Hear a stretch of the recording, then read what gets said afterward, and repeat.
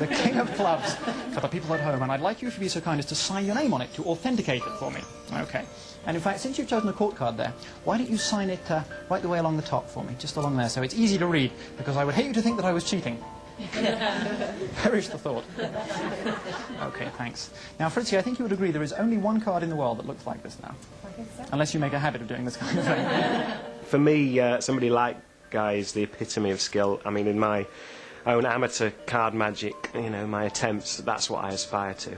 And the reason for doing this is it gives me these nice creases down the card which would allow me to tear it up if I wanted to. Unless it happens I do.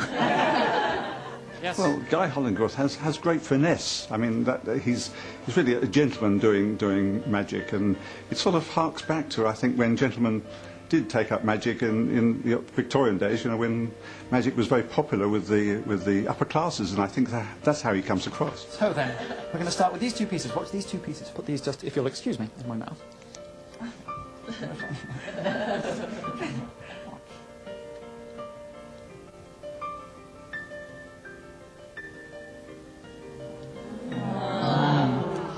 Seems to be working.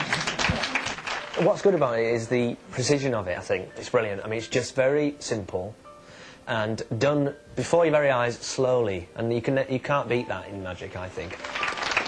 Now, the last piece, of course, is the most difficult, if you think about it, because there are two edges, thus making it twice as difficult. Magician's logic for you. Now, watch. It's important that you notice this really is the piece that fits in there. That's the missing piece. And I'd like everybody to watch the signature. Put your signature at the bottom. Make sure I don't cheat. Okay. It's the second edge, just about there. Hey, yes. Thank you. Thank you. Now, Fritzi, I need you to check out for me the fact that really is your signature, the fact there are really no tears, there's no sellotape, there's no glue holding it together.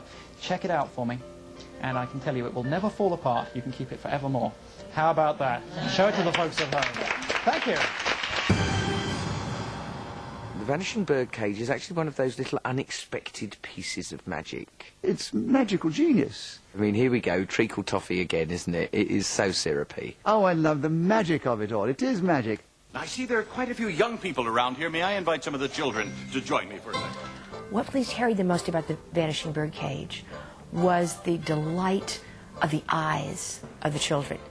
When they watch television and someone clears a building with a single bound, to a child is not bewilderment. It's like, sure, why not? But something they're holding on to and it vanishes from their hands, that's real. You put your hand on the front of the cage. That's fine. And you, son, put your hand on the bottom of the cage. The young lady right here, what is your first name? Bellamy. Bellamy, you put your hand on the side of the cage. Right on mine. Oh, that's nice. The other young lady, you put your hand over here on this side? The young girl Bellamy that you see, that's our daughter Bellamy, who, you know, we learned many years ago from an American standpoint that if she came along and worked in the show, it made her tax deductible.